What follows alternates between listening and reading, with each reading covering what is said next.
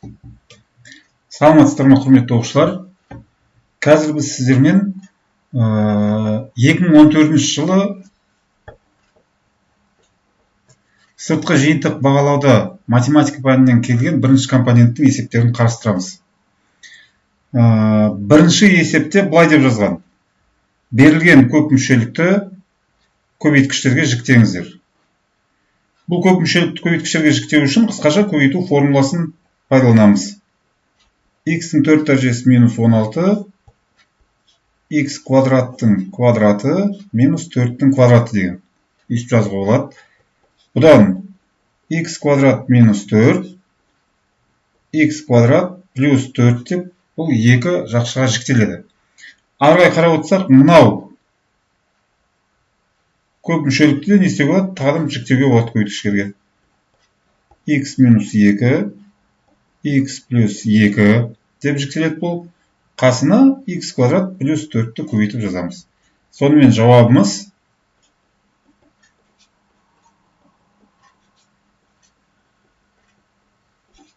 мынандай өрнек болады. Келесі есепте бізе мына теңдеуді шешу керек деген. Бұл рационал теңдеу. Рационал теңдеудің мүмкін мәндер жиынын табатын болсақ, табу үшін бөлшектің бөлімі 0-ге тең болмау керек деген шартты не істейміз? Қарастырамыз. Мүмкін мәндер жиыны x плюс 3 тең болмау керек 0-ге, және x минус 6 тең болмау керек 0-ге. Бұдан мынандай нәрселер шығады. X тең болмау керек минус 3-ге, x тең болмау керек 6-ға. Енді осы теңдеуді шығарамыз. Бұл теңдеуді шешу үшін біз теңдіктің екі жағын x плюс 3 көбейтілген x минус 6 өрнегіне көбейтсек болады. Немесе пропорцияның қасиетін пайдалансақ болады. Сонда x көбейтілген x минус 6 тең x плюс 3 көбейтілген x минус 3 деген теңдеуге келеміз. Мен осы теңдеуді шығарайық. Мына қысқаша көбейту формуласы бойынша арғай теңдіктің x бар өрнектің бәрін сол жаққа өткізетін болсақ, мына x квадрат пен мына x квадрат екеуі қысқарады. Минус 6x тең минус 9 қалады. Бұдан x тең минус 9 бөлінген минус 6 болады. Минус 3-ке алымы мен бөлімін бөлетін болсақ, онда бізде мынау 3, мынау 2.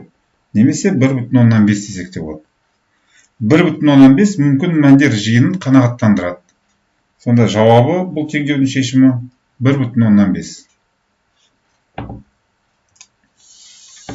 Келесі үшінші есеп. Үшінші есепте бізде былай деп тұр. Мынау көп мүшелікті мына екі мүшеге бөлген кезде қандай қалдық болатындығын тап дейді. Remainder қалдық. Енді бізде x минус 2 сызықтық өрнек. Көп мүшелікті осы сызықтық өрнекке бөлген кездегі шығатын қалдықты табу үшін мынау сызықтық өрнекті біз x минус 2 тең 0 теңдеуін шешіп алайық. Сызықтық өрнекті 0-ге теңестіріп, бұдан x тең 2 болады. Біз теорема бойынша білеміз, x минус 2-ге мынау көп мүшелікті бөлгендегі қалдық, оның x тең 2 нүктесіндегі мәніне тең болады. Яғни біз бұл көп мүшелікті px деп белгілейтін болсақ, онда px-тің 2 нүктесіндегі мәнін табамыз.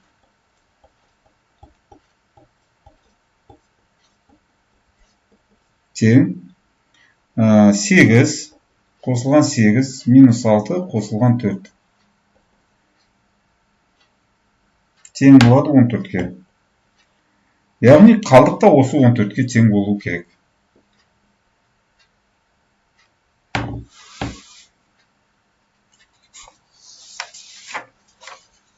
Арғай төртінші есеп.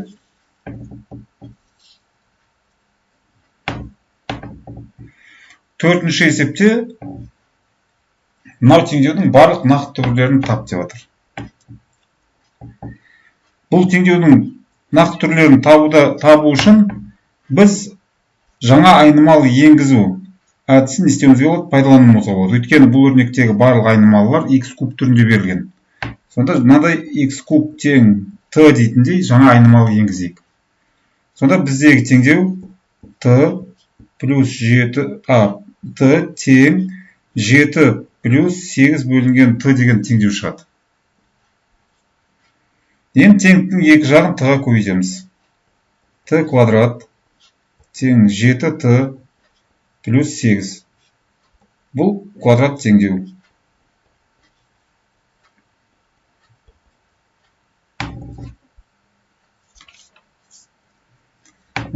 Дискриминанты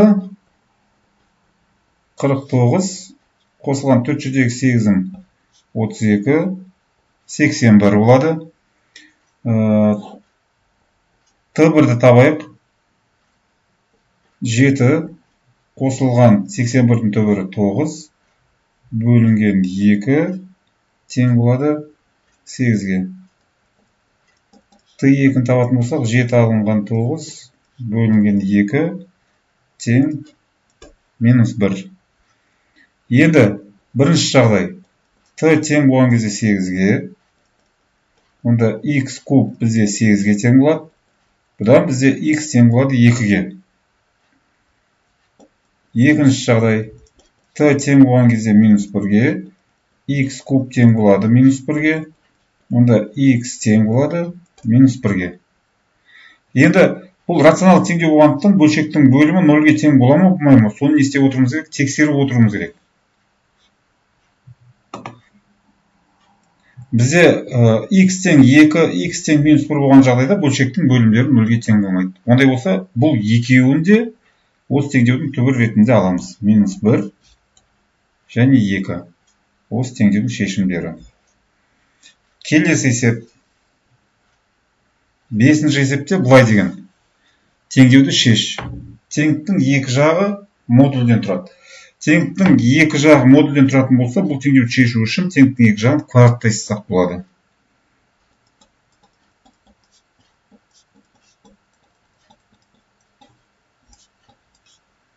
Квадрат. Енді екі жағын не істейміз? Квадраттаймыз. Немесе квадраттамайды, мынау сол жағын, оң жағын сол жаққа ауыстыратын болсақ, бізде 2x минус 1-дің квадраты алынған 2x плюс 3-дің квадраты тең 0 болады. Ал мынаны бағанағы келтіру, қысқаша көбейту формуласына салатын болсақ, a квадрат минус b квадрат формуласына 2x минус 1 алынған мынау жақшаны бірден ашып жазамыз. Және 2x минус 1 қосылған мынау жақша 2x плюс 3 жақшаны бірден ашып тең 0. Енді осы өрнекті не істейміз? Ықшамдаймыз. Мына жерде 2x минус 1 мен 2x минус 1 кетеді. Минус 1 мен минус 3 минус 4 береді. Мынау екінші жақшада 4x плюс 2 тең 0 болады. Енді теңдіктің екі жағын минус 4-ке бөліп 4x плюс 2 тең 0 деген теңдеуді аламыз. Бұдан x тең минус 2 бөлінген 4, немесе минус 0,5-ге тең болады. Жауабы минус 0,5. Келесі есеп, 6-шы есепте. Бізде функция берілген, осы функцияның асимптоталарын тап деп тұр. Функцияның асимптоталарын табу үшін бөлшектің алымы мен бөлімі көп мүшелік. Бұл функцияда, онда бұл функцияны біз мына түрде жазыламыз. Y тең x квадрат плюс 5x плюс 3 x тең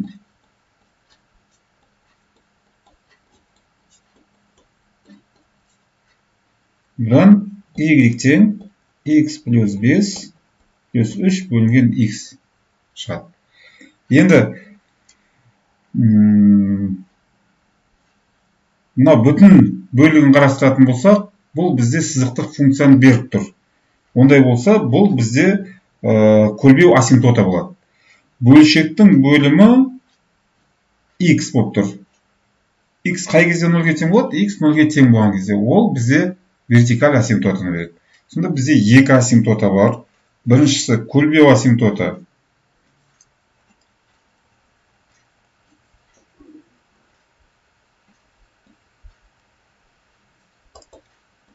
Y тең x плюс 5. Екіншісі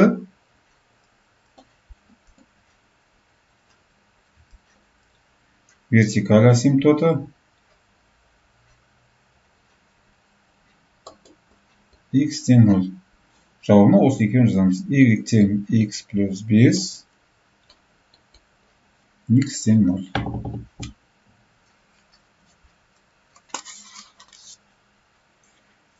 Келесі. Жетінші есеп. Жетінші есепте мынау теңдеуді шешіп, шешімін ln натурал логарифм k түрінде жазу керек дейді. Бұл жерде де айнымалыны алмастыру тәсілін пайдаланамыз, яғни жаңа айнымалы енгіземіз.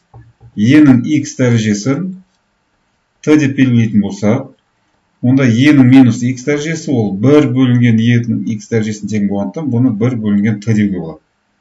Сонда біздің теңдеуді мына түрде жазыламыз. 4t тең 9 көбейтілген 1 бөлінген t.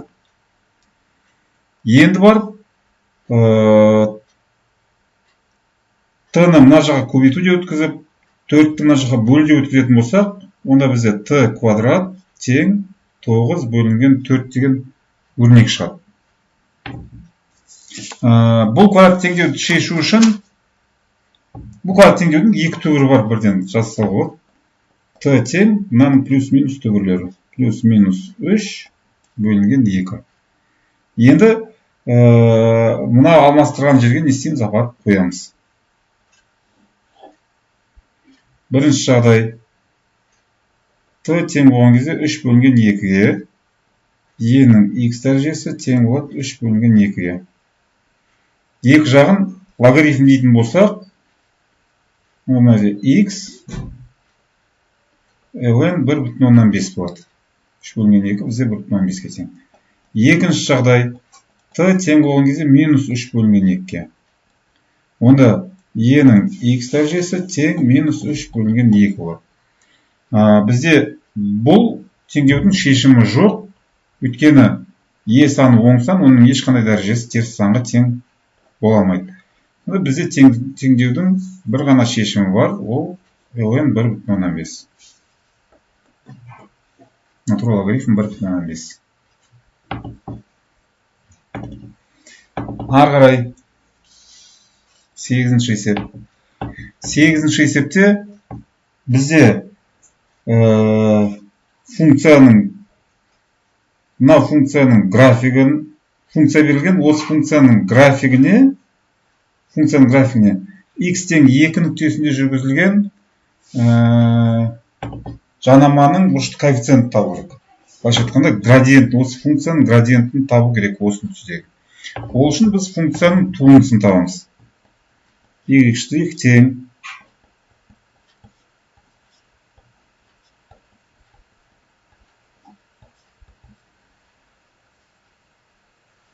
5x-ның туындысы 5 болады, минус 6 көбейтілген ln x плюс 1-дің натурал логарифмінің туындысы ол 1 бөлінген x плюс 1-ге тең болады. Көбейтілген x плюс 1-дің туындысы 1-ге тең. Одан біз мынандай өрнек аламыз. 5 алынған 6 бөлінген x плюс 1. Енді осы функцияның туындысының біз 2 нүктесіндегі мәнін естейміз, есептейміз. 5 алынған 6 бөлінген 2 қосылған 1. 5 алынған 3, 6 бөлінген 3 ол 2. Жауабы 3 болады. Жауабы 3.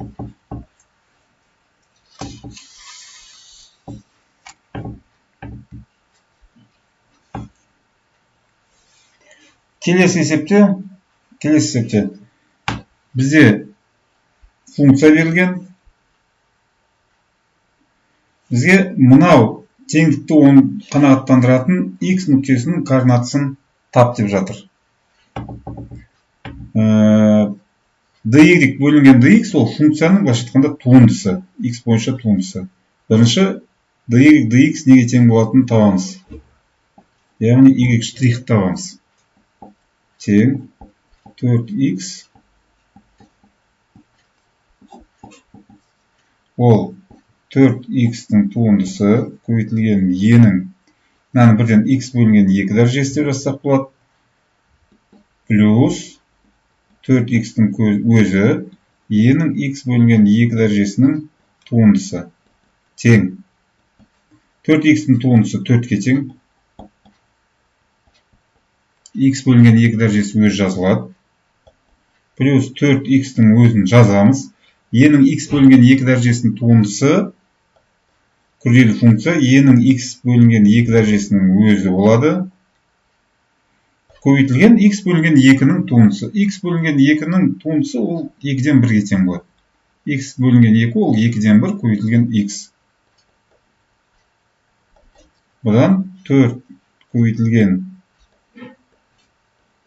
e-нің x бөлінген 2 дәрежесі қосылған 4 пен 2 қысқарады. 2x e-нің x бөлінген 2 дәрежесі болады. Енді бізге осының қай кезде 0-ге тең болатындығын не істеу керек? Табу керек. Бірден 2-нің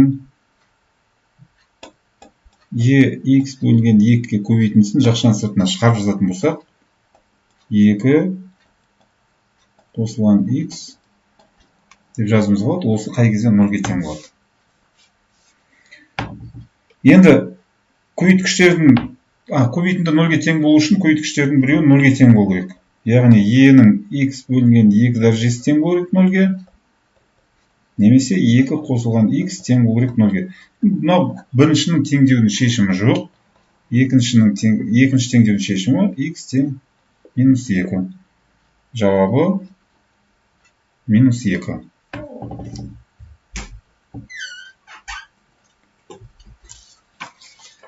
Келесі есеп. Келесі 10-шы есепте бізде мынау функция графигі берілген. Жоғары жағы y тең 6 e-нің 2x дәрежесі. Мынау штрихталған фигураның ауданын табу керек. Ол үшін біз бұл қисық трапеция, ол үшін біз анықталған интегралды не істейміз? Пайдаланамыз. Анықталған интеграл 0-ден 2-ден 1-ге дейін. Сонда s тең интеграл 0-ден 1 бөлінген 2-ге дейін 6 көбейтілген e-нің 2x дәрежесі dx. Осы интегралды шешсек, есептің жауабын аламыз. 6-ның өзін жазамыз.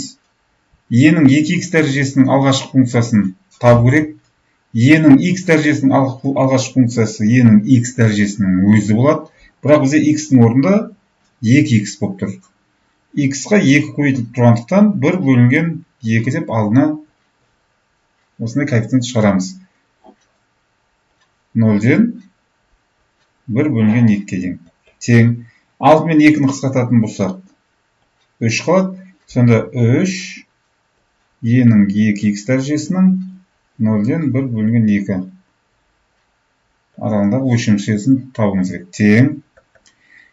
2-ден 1-ді қоямыз бірінші. 2 көбейтілген 1 бөлінген 2 алынған 3 көбейтілген 0-ды қоямыз. e-нің 2 көбейтілген 0 дәрежесі. Бұдан тең. 2 мен 2 қысқарып кетеді. 3 көбейтілген e қалады. Алынған e-нің 0 дәрежесі болады. Ол e-нің 0 дәрежесі кез келген санның 0 дәрежесі 1-ге тең болады. 10 санның 0 дәрежесі 1-ге тең. Сондықтан бұл алынған 3 деп естіп жазсақ болады. Жақшаны сыртына шығарсақ та болады, шығармасақ та болады. Сонда жауабы 3e алынған 3 болады жауабы. Келесі 11-ші есеп. 11-ші есепте мынау анықталған интегралдың мәнін есептеу керек.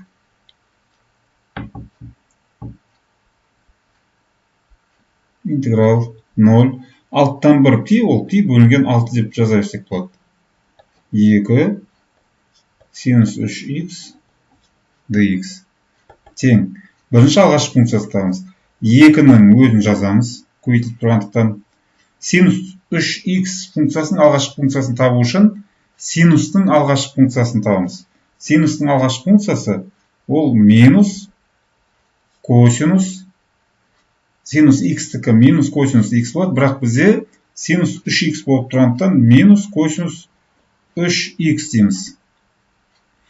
Х 3-ке көбейтіліп тұрғандықтан 1 бөлінген 3-ті алдына шығарып жүреміз.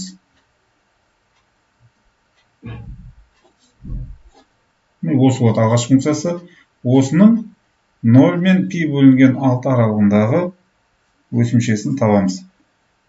Тең минус 2 бөлінген 3 косинус 3х 0 мен π бөлінген 6 аралығында. Тең. Жоғарғы шегін қоямыз. Минус 2 бөлінген 3. Жоғарғы шегін қоятын болсақ, косинус 3 көбейтілген π бөлінген 6, ол 3π бөлінген 6-ны береді. Алынған. Біз бірден минус 3-тен 2-ні жақшысына шығарып жазып отырмыз. Косинус 3 көбейтілген 0. Ол 0 береді. Тең. Минус 2 бөлінген 3 көбейтілген. Косинус π бөлінген 2-дегі мәні косинус π бөлінген 2-дегі мәні алынған косинус 0-дегі мәні тең. Аспай жазайық. Косинус 90 градуста 0-ге тең. Минус 2 бөлінген 3 көбейтілген 0 алынған косинус 0-де 1-ге тең. Бұдан минус 1 болады жақшаның іші, мына минуспен ол 2 бөлінген 3 болып кетеді. Бұл есептің жауабы 2 бөлінген 3.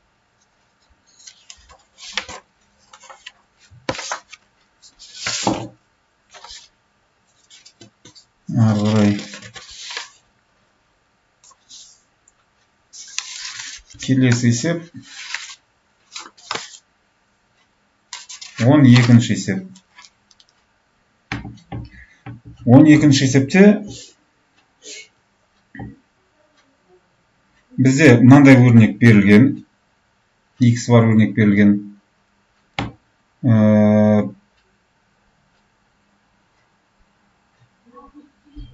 Бізге не деген бұл жерде?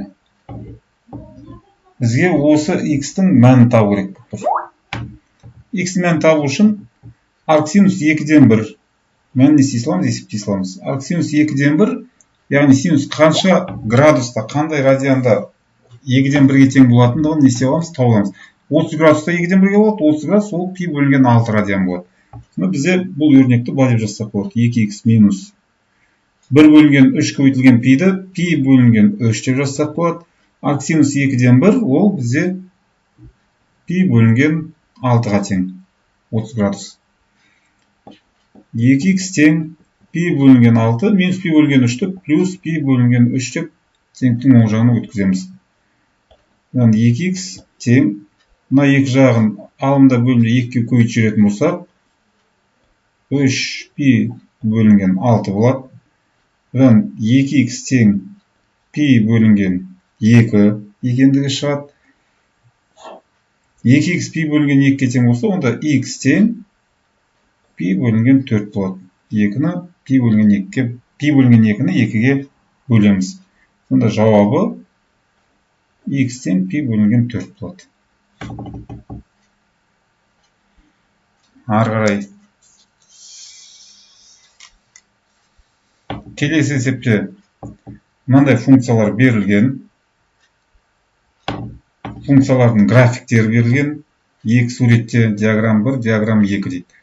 Енді осы суреттерге графиктеріне қарап, бұл графиктер мынау көрсетілген функциялардың қайсының графигі болатындығын, бола алатындығын көрсетіп тұр. Бізде диаграмм 1 қай функцияның графигі, диаграмм 2 қай функцияның графигі екенін не істеу керек? Анықтау керек. Енді кейбір тригонометриялық функцияларды еске түсірейік. кейбір тригонометриялық функцияларды қарастыратын болсақ, мынау бізде y тең косинус x функциясының графигі. Ал мынау бізде осы косинус x функциясының 0 мен π аралығындағы бөлігіне y тең x зүгіне қатысты симметриялы болып келген y тең аркосинус x функциясының графигі. Y тең аркосинус x функциясының графигі. Сонда, егер біз осы y тең аркосинус x функциясының графигін 0 мен 1 аралығындағы бөлігін қарастыратын болсақ,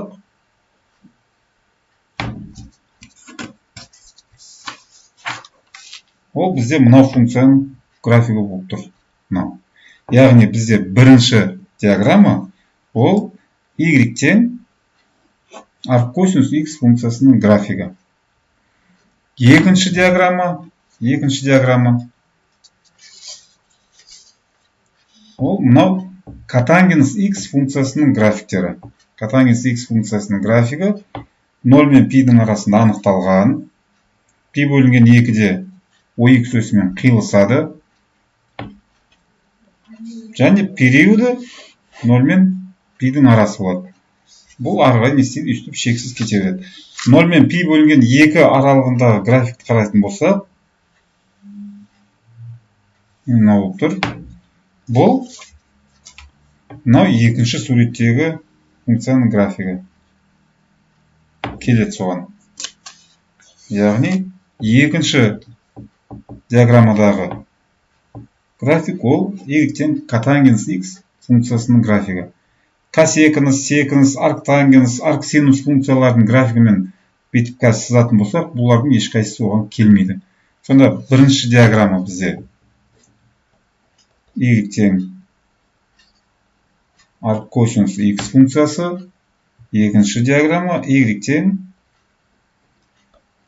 котангенс x функциясы болып табылады.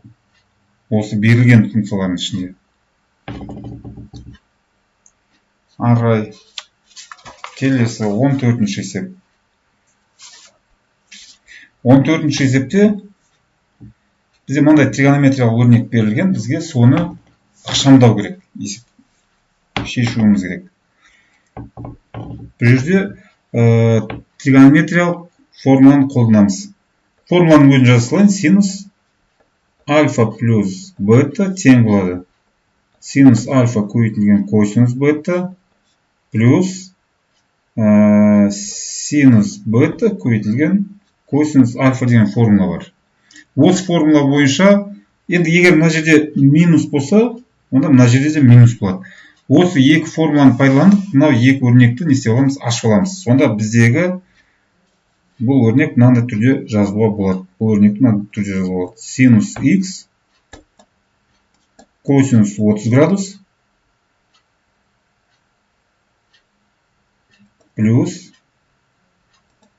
синус 30 градус көбейтілген косинус x. Ол бізде мынау. Алынған, екеуін жақша аласайық.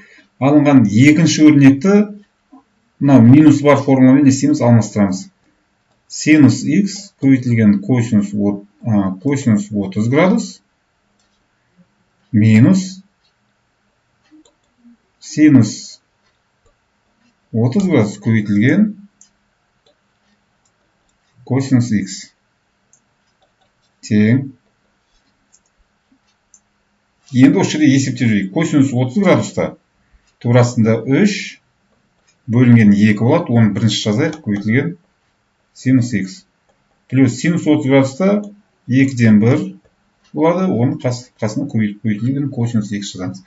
Мына жерде тура соны бірден ашып жазамыз. Бірақ жақшаны ашып жазайық бірден.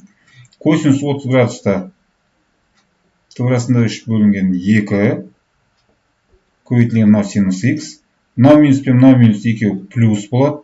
Синус 30 градуста 2-ден 1 қасына косинус x жазамыз. Енді мынау өрнек пен мынау өрнек екеуі қарама-қарсы бір-біріне тең сандар. Модулі бойынша бір-біріне тең сандар. Қысқарады. 2-ден 1 косинус x қосылған 2-ден 1 косинус x ол 1 косинус x-ті береді. Есептің жауабы косинус x болады. Келесі 15-ші есеп. 15-ші есепте бізде былай дейді. Центрі координат басында орналасқан сфера берілген. Центрі координат басында орналасқан сфера берілген.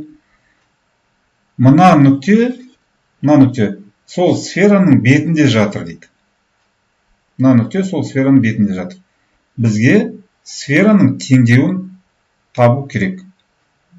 Енді центрі координат басында орналасқан сфераның теңдеуінің жалпы түрі x квадрат плюс y квадрат плюс z квадрат тең r квадрат болатынын білеміз.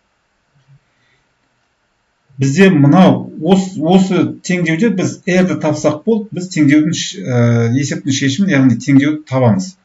Бізде мына нәрсе берілген. Мынау нүкте сфераның бетінде жатыр. Ондай болса ол осы сфера теңдеуін қанағаттандыратын нүкте болады. Яғни нүктенің координаталары мынау теңдікті қанағаттандыру керек. Олай болса минус 2-нің квадраты, x-ның орнына қоямыз 2 минус 2-ні, плюс 5-ді y-дің орнына қоямыз 5-дің квадраты, плюс 1-ді z-дің орнына қоямыз 1-дің квадраты, тең r квадрат болуы керек. Осы жерден біз r квадраттың мәнін таба аламыз. r квадрат сонда тең болады. Минус 2-нің квадраты 4, 25, 1, тең 30. Сонда бізде сфераның теңдеуі x квадрат плюс y квадрат плюс z квадрат тең 30 болады. r квадраттың орнына 30-ды қоямыз мына жерге. Жауабына x квадрат плюс y квадрат плюс z квадрат тең 30 деп жазамыз.